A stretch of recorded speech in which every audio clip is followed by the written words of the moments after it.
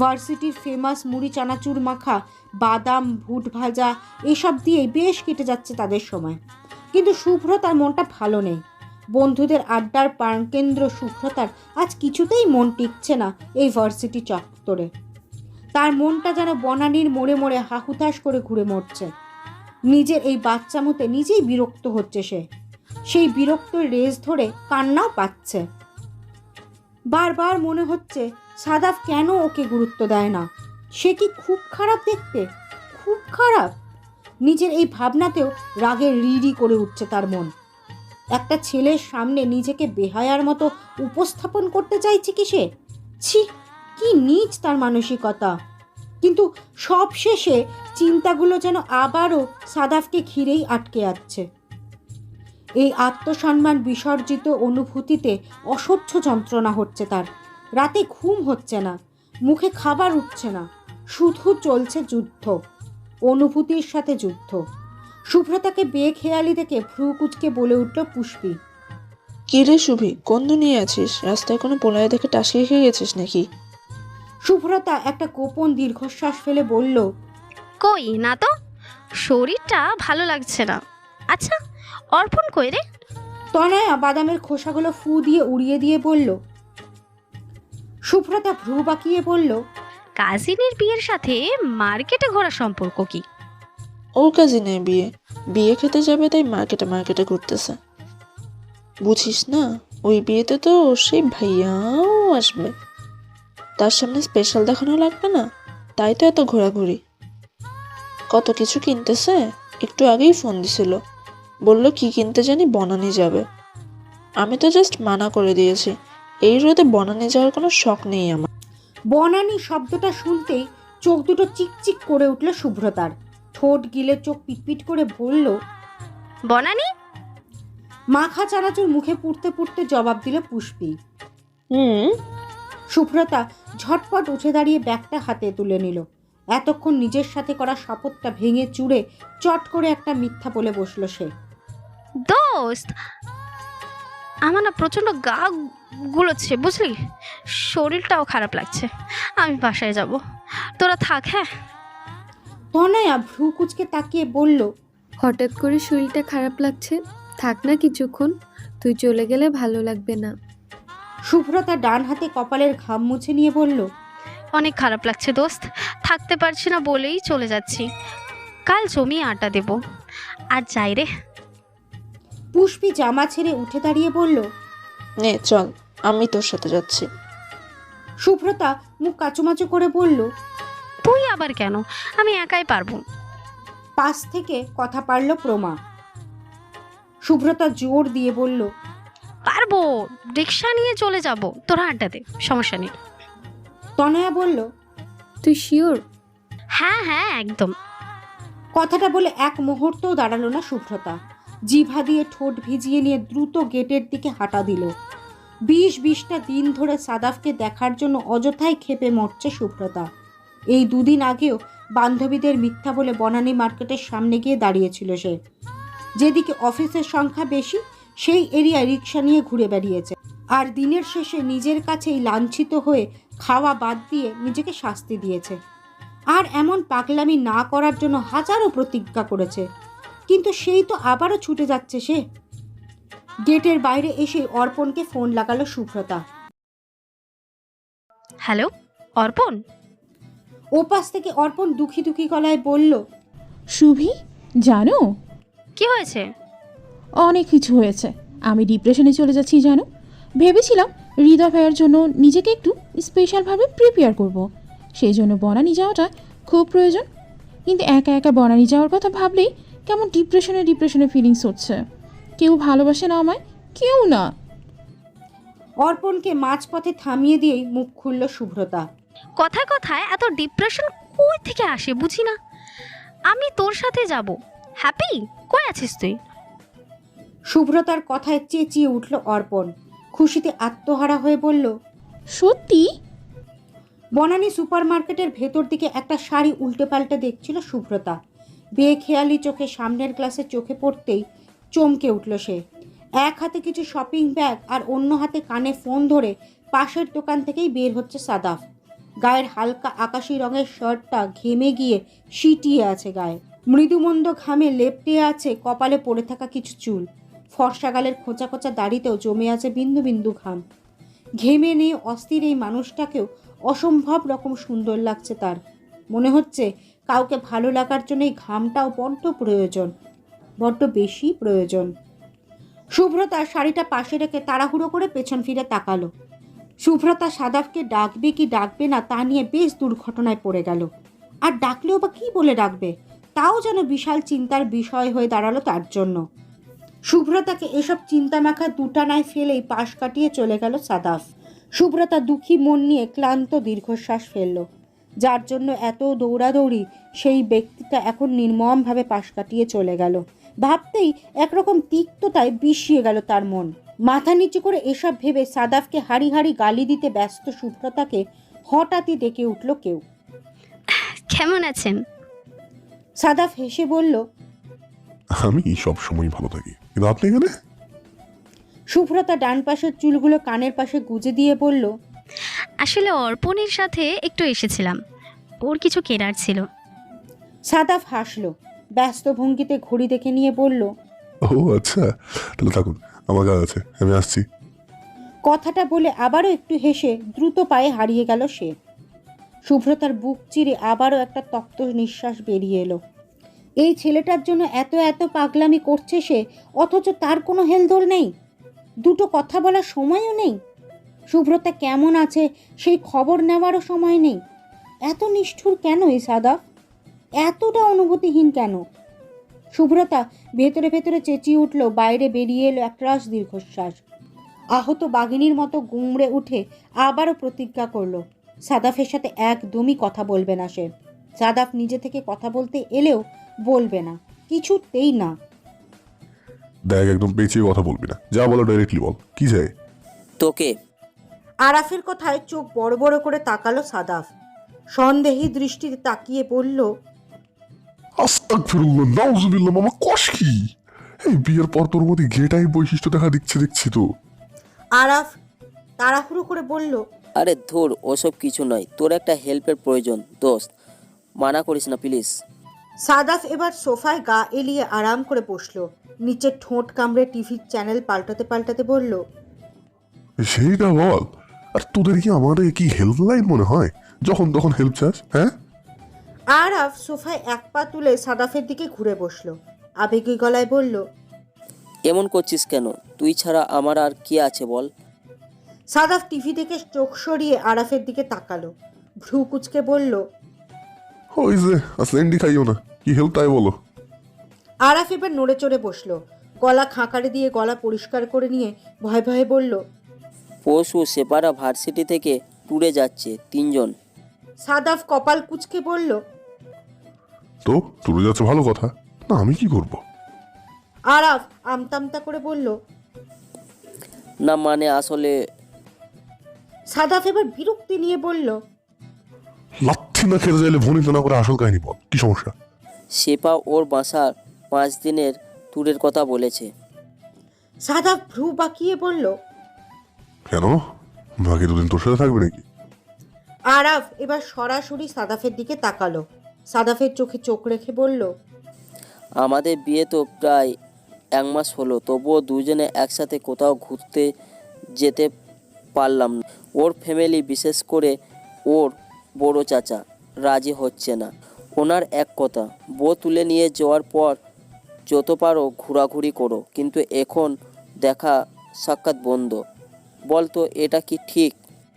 সাদাফের দৃষ্টি তীক্ষ্ণ হলো, আরাফ থেকে চোখ সরিয়ে নিয়ে টিভির দিকে তাকিয়ে বলল, বউকে নিয়ে ভাগতে চাইছিস নাকি, এটাই প্ল্যান?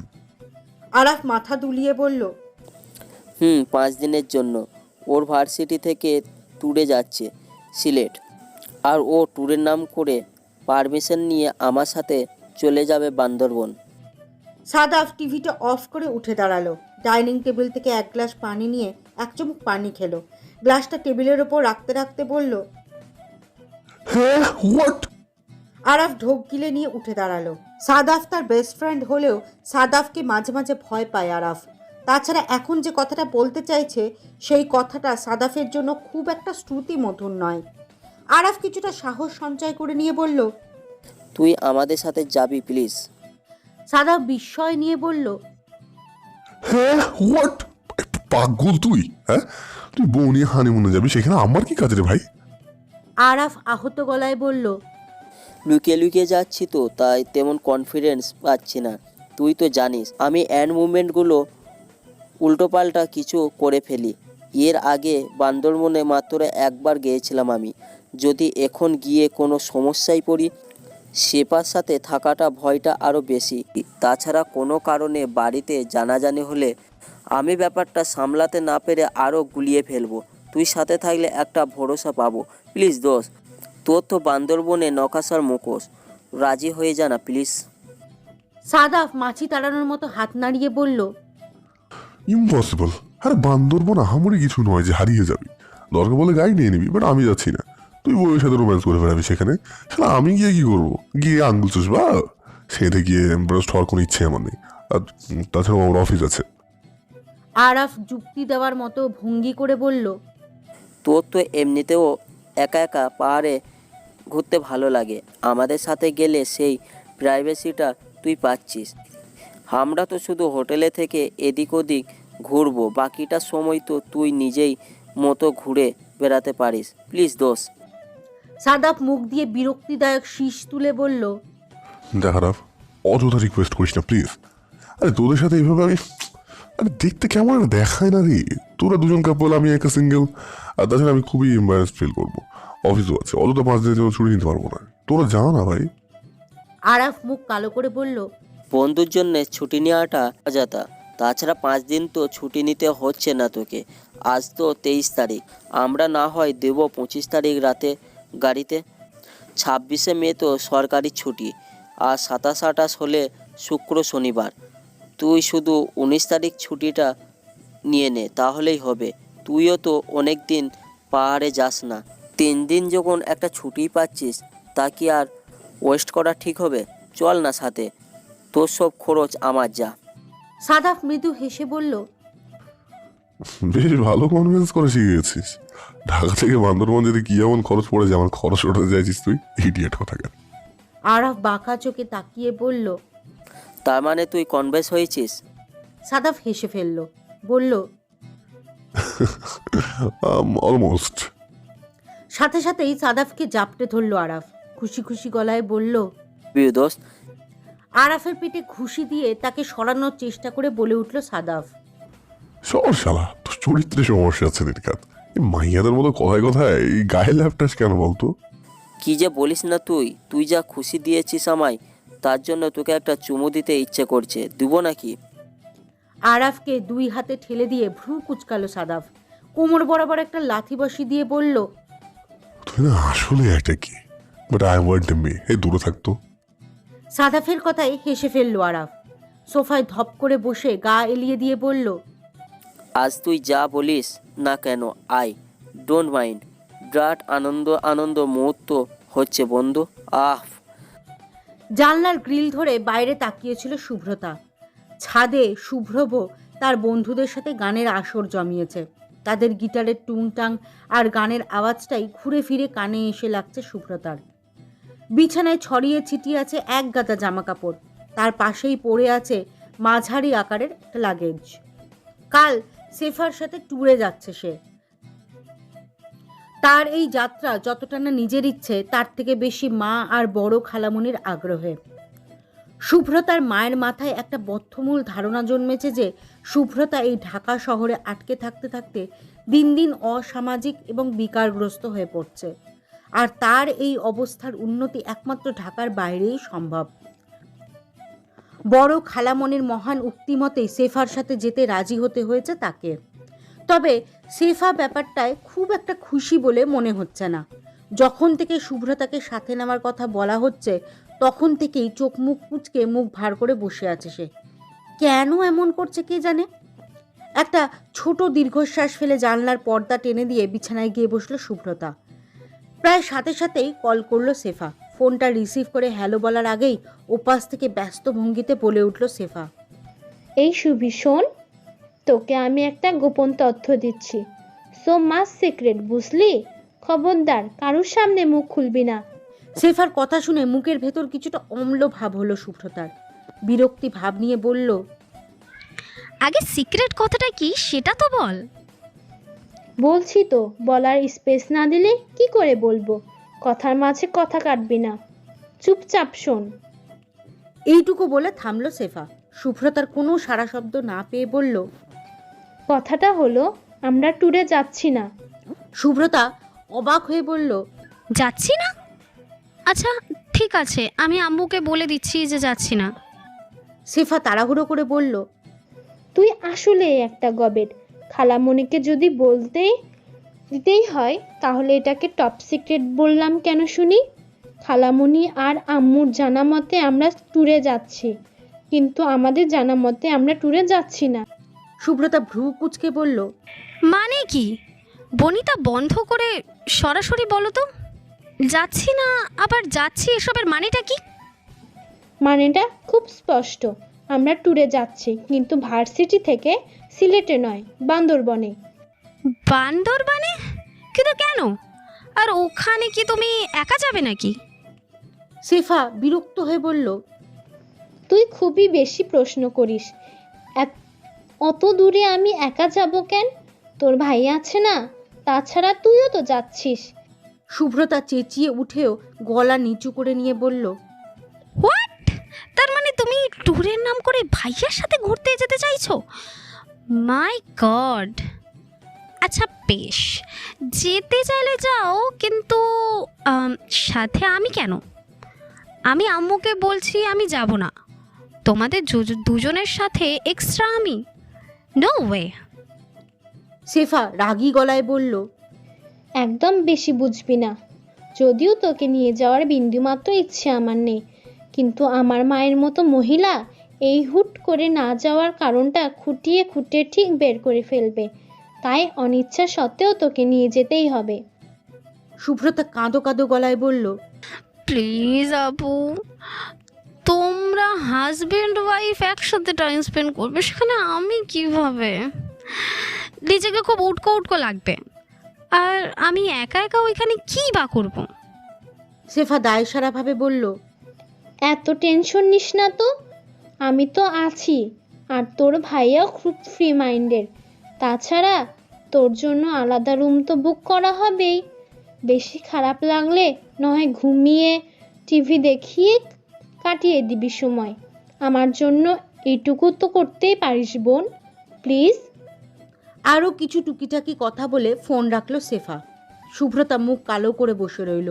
নেক্সট 4টে দিন যে খুবই বাজে কাটতে চলেছে তা বেশ বুঝতে পারছে শুভ্রতা। এমনিতেই মন মেজাজ ভালো না, তার ওপর এমন উটকো ঝামেলা একদমই সহ্য হচ্ছে না শুভ্রতার। বিছানায় পা ছড়িয়ে কাঁদতে ইচ্ছে করছে, নয়তো আরাফের সব চুল টেনে ছিঁড়ে ফেলতে ইচ্ছে করছে। একমাত্র এই ছেলেটার জন্যই মনের এই বিধ্বস্ত হাল শুভ্রতার। এই ছেলেটার জন্যই অ্যাক্সিডেন্টলি বিয়ের পিড়িতে বসতে হলো। দ্বিতীয় এবং তৃতীয়বারের মতো সাদাফের সাথে দেখা হলো, এখন আবার এই ট্যুর। শুভ্রতা বিছানায় গা এলিয়ে দিয়ে মুখ ফুলিয়ে নিঃশ্বাস ছাড়ল। চোখ বুজে আগামী 4টে দিনের কথা ভাবতে লাগলো। কি জানে কতটা বিরক্তির হবে সেই দিনগুলো। ঘড়িতে 10টা বাজে। বাস স্ট্যান্ডের একপাশে দাঁড়িয়ে আছে সাদাফ। গায়ে ছাই রঙের টি শার্ট, তার উপর কালো সাদা চেক শার্ট। শার্টের বোতামগুলো খোলা, টি শার্টের গলায় ঝোলানো সানগ্লাস। পরনে হালকা brown jeans and black Keats. পিঠে ঝোলানো ফুলে ফেপে ওঠা ট্রাভেল ব্যাগ। ডান হাতে জ্বলন্ত সিগারেট। অন্ধকারে সিগারেটের আগুনটা তারার মতো মিটমিট করে ওঠানামা করছে। কিছুক্ষণ পরই দ্রুত পায়ে পাশে এসে দাঁড়ালো আরাফ। সাদাফ আর চোখে তাকিয়ে বলল, তোর বউ কই? আরে ভাবিরে নিতে না ভার্সিটির ওদিকে গিয়েছিলি? আরাফ হতাশ ভঙ্গিতে বলল, আর বলিস না, আমার শ্বশুরমশাই নিজে এসেছে মেয়েকে দিতে। আমি সামনে গেলেই তো এতগুলো প্রশ্ন করেন তিনি, তাই সরে এসেছি। ওদের বাসায় ছাড়লে কিছুটা দূরে আসলেই নেমে আসবে ওরা। সাদাফ ভ্রু কুচকে বলল, দায়িত্বটা তো স্যাররা এত সহজ আসতে দেবে? আটকাবে না? আরাফ মৃদু হেসে বলল, বহুত মেহনত, ওসব ঠিকঠাক করছি বস। সাদাফ বাঁকা হাসল, সিগারেটে লম্বা টান দিয়ে বলল, বউকে পেটে বেশ বেগ বেঁধে হচ্ছে তোকে। ওদের কথার মাঝেই অন্ধকার ভেদ করে গুটি গুটি পায়ে এদিকে এগিয়ে এলো দুজন মেয়ে। ওদের দেখতে পেয়ে মুচকি হাসলো আরাফ, কিন্তু সাদাফের ভ্রু দুটো কুঁচকে এলো মুহূর্তেই। আরও একটু সামনে এগিয়ে সাদাফকে দেখতে পেয়ে থমকে গেল শুভ্রতা। সাদাফও বিস্ময় নিয়ে দেখে চলেছে তাকে। শুভ্রতা আর সাদাফকে এভাবে তাকিয়ে থাকতে দেখে কথা বলল আরাফ। ও সুব্রত তো যাচ্ছে, তোকে তো জানানোই হয়নি সাদাব। আসলে আমিও কাল রাতেই জেনেছি, তারপর আর মাথায় ছিল না ব্যাপারটা। সুব্রতাও জানে নাকি কিছু? শুভ্রতা মাথা নাড়ল। সাদাফ আর চোখে একবার শুভ্রতার দিকে তাকিয়ে বলল, বাস ছাড়ার টাইম হয়ে গেছে, চল জলদি। কথাটা বলে বাসের দিকে এগিয়ে গেল সাদাফ। তার সাথে এগিয়ে এলো আরাফও। শুভ্রতা শেফা গুটি গুটি পায়ে ওদের অনুসরণ করলো। বাসে ওঠার আগ মুহূর্তে শুভ্রতার হাত ধরে টেনে ফিসফিস করে বলে উঠল শেফা, এই শুভি, তোর সিটটা কিন্তু সাদাব ভাইয়ের সাথে কাটা হয়েছে, একটু ম্যানেজ করে নিস কেমন? সাদাব ভাই যে যাচ্ছে সেটা আমি আজ বিকেলে টিকিট কাটার সময় জেনেছি, বুঝলি? তোর ভাইয়া নাকি বলতে ভুলে গিয়েছিল। তবে একদিকে ভালোই হয়েছে, একজন সঙ্গী তো জুটলো তোর। শুভ্রতা জবাব দিল না। একটা দীর্ঘশ্বাস ফেলে বাসে উঠে গেল।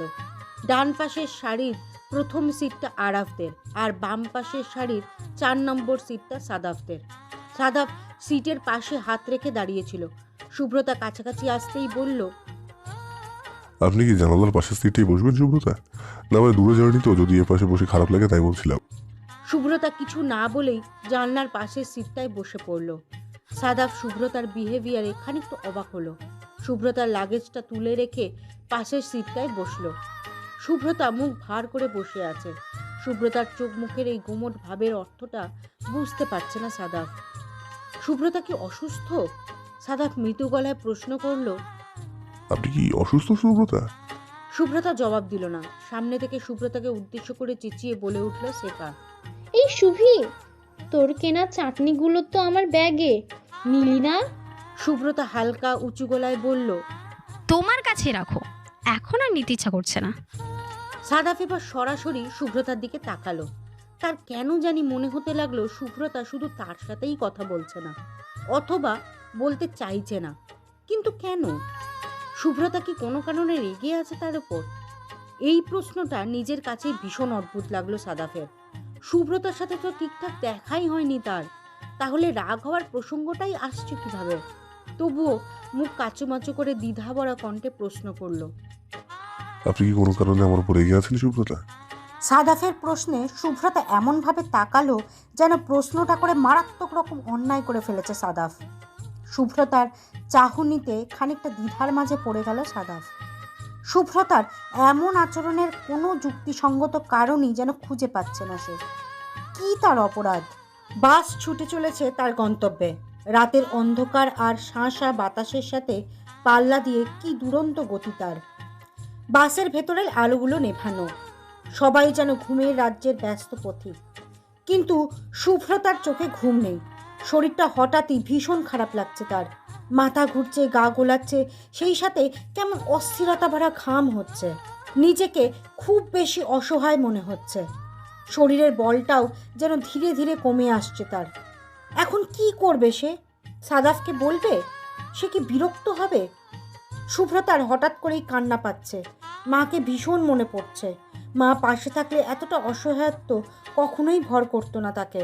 কিছু বলার আগেই সবটা বুঝে নিয়ে তাকে নিয়েই ব্যস্ত হয়ে পড়তেন মা। অযথা হা হুতাশ করতেন। শুভ্রতার বদলে নিজেই কান্না কান্না ভাব নিয়ে মুখ ফোলাতেন। শুভ্রতার সব অসহায়ত্ব নিজের কাছে টেনে নিয়ে নিজেই অসহায় মুখ করে বসে থাকতেন। শুভ্রতার একটু আর্ত চিৎকারেও চমকে উঠতেন। মেয়ের থেকে বিরক্ত মাখা তিরস্কার পেয়েও আদর মাখা চুমু আঁকতেন। শুভ্রতা অযাচিত অসুস্থতায় ক্লান্ত হয়ে সিটে গা এলিয়ে দিল। সাদাফের তখন তন্দ্রাভাব হচ্ছিল মাত্র। অজানা কারণে হঠাৎই তন্দ্রাভাবটা ছুটে গেল তার। বাইরের ল্যাম্পপোস্টের এক ঝলক হলদে আলোয় শুভ্রতার মুখটা বড্ড ফ্যাকাশে দেখাচ্ছে। শুভ্রতার ফ্যাকাশে মুখটা দেখেই বুকে ছোট্ট একটা মোচড় দিয়ে উঠল সাদাফের। সব দ্বিধা সরিয়ে শুভ্রতাকে ডাকলো সে। শুভ্রতা, ঠিক আছেন আপনি? শুভ্রতা চোখ মেরে তাকালো, সাথে সাথেই বাম চোখের কোল ঘেঁষে গড়িয়ে পড়ল দুফোঁটা জল। সাদাফ যেন আঁতকে উঠল। এতদিনের দ্বিধা ভরা সব দেওয়ালগুলো যেন মুহূর্তেই ভেঙে গুড়িয়ে গেল। মনে শুধু একটা কথাই বাজতে লাগলো প্রতিনিয়ত, যাই হয়ে যাক না কেন, এই মেয়েটাকে কাঁদতে দেওয়া চলবে না, কিছুতেই না। শুভ্রতার ডান গালে আলতো করে হাত ছোঁয়াতেই চমকে উঠল সাদাফ। শুভ্রতার শরীর অতিরিক্ত ঠান্ডা। মেয়েটা কি তবে জ্ঞান হারাচ্ছে? সাদাফ ব্যস্ত হয়ে শুভ্রতার গালে আলতো চর দিয়ে মৃদু গলায় বলল, এই শুভ্রা, এই কি হয়েছে আপনার? সাদাফের মুখে শুভ্রা নামটা শুনে আবারও আধবোজা চোখ দুটো খুলে তাকাতে চেষ্টা করলো শুভ্রতা। সাদাফের মুখে শুভ্রা নামটা ভীষণ আদুরে শোনালো তার। সাদাফ আবারও বলল, কি হয়েছে, শরীর খারাপ লাগছে? আর আমায় বলুন কি সমস্যা হচ্ছে। শুভ্রতা? শুভ্রতা ঘন ঘন নিঃশ্বাস নিয়ে অত্যন্ত মৃদু গলায় বলল, আমার শ্বাস নিতে ভীষণ কষ্ট হচ্ছে সাদাব সাহেব। শুভ্রতার এই ধীর কণ্ঠ সাদাফের কান পর্যন্ত পৌঁছালো না। সাদাফ মাথাটা খানিক নিচু করে নিয়ে শুভ্রতাকে শোনার চেষ্টা করলো, কিন্তু কিছুই শোনা হলো না। শুভ্রতার ঘন ঘন নিঃশ্বাস নিতে দেখে কিছুটা আঁচ করলো সাদাফ। নরম গলায় বলল, শ্বাস নিতে সমস্যা হচ্ছে? শুভ্রতার আর কোনো সাড়া পাওয়া গেল না। শুভ্রতার ডান হাতের কবজিতে হাত রেখে নাড়ির গতি মাপল সাদাফ। শুভ্রতার গালে আলতো হাতে ঝাঁকি দিল। এতেও সাড়া না পাওয়ায় শুভ্রতার দিকে খানিকটা ঘুরে বসলো সাদাফ। ফোনের ফ্ল্যাশটা জ্বালিয়ে কাত করে নিজের কোলের ওপর রাখলো। শুভ্রতার গলায় গোলাপি রঙের ওড়না প্যাঁচানো ছিল। সাদাফ কিছুটা দ্বিধা ভরা চোখে তাকিয়ে থেকে শুভ্রতার প্যাঁচানো ওড়নাটা খুলে নিল। ফোনের আলোটা শুভ্রতার গলা বরাবর এসে পড়েছে। ওড়নাটা সরিয়ে নিতে ডান পাশের কাঁধের কিছুটা ওপরে ঝলমল করে উঠল কালো তিল। সাদাফ দুদণ্ড সেদিকে মোহনীয় দৃষ্টি নিক্ষেপ করেই চোখ ফেরালো। পাশের জানলাটা খুলে হাওয়া আসার ব্যবস্থা করে দিয়ে ব্যাগ থেকে পানির বোতল বের করে শুভ্রতার চোখে মুখে পানির ছিটা দিল। কিছুক্ষণ পর শুভ্রতা নড়ে চড়ে উঠতেই সচেতন চোখে তাকালো সাদাফ। ব্যাগ থেকে স্যালাইনের প্যাকেট বের করে পানির সাথে মেশালো। গোলা স্যালাইন শুভ্রতার নিস্তেজ ঠোঁট জোড়া ভেদ করে পেটে চালান করার সর্বোচ্চ চেষ্টা চালালো। 10 মিনিটের প্রচেষ্টায় অর্ধেকটা স্যালাইন খাইয়ে শান্ত হয়ে বসলো সাদাফ।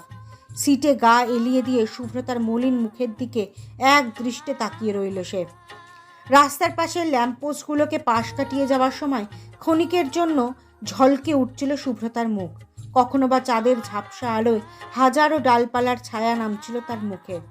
সেই আলো ছায়ায় খেলাময় মুখটাতে সব কিছু ছাড়িয়ে গিয়েছিল মায়া, এক ভালোবাসাময় বিষাদ মায়া। যে মায়াটাতে সাদাফকে হঠাৎই ডেকে ওঠে, কাছে ডাকে, খুব কাছে। সাদাফ ছোট্ট করে দীর্ঘ নিঃশ্বাস ফেলল। মেয়েটা প্রেশার ফল করছে মনে হয়। আচ্ছা, এই বয়সে লো প্রেশারে পাল্লা কি করে পড়লো মেয়েটা? নিশ্চয়ই ঠিক মতো খায় না, নাকি টেনশন করে? কিন্তু কি এমন টেনশন তার?